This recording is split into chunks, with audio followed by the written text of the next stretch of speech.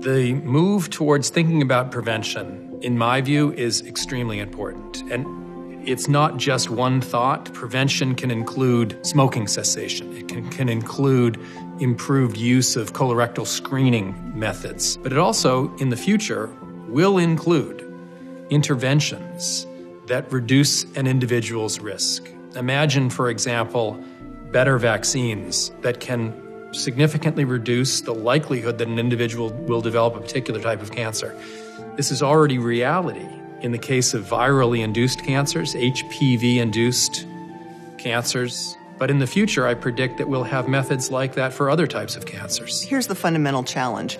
We know that about half of all cancers could be prevented. But right now, we're not able to fully capitalize on the wealth of information that can allow us to identify the people who could most benefit from prevention strategies.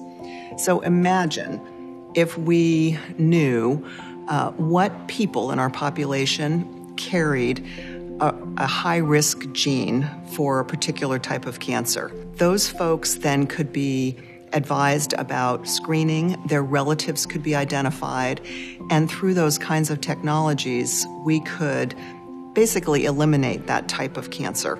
We are recommending to implement evidence-based guidelines. Lots of research goes behind these guidelines. In some populations, specifically those that do not have the means to get to a physician, to get to a hospital, who don't have health insurance, these guidelines don't get implemented. Some of it has to do with educating the community, making sure they're part of the implementation of these guidelines and that they're at the forefront of moving this forward. Absolutely.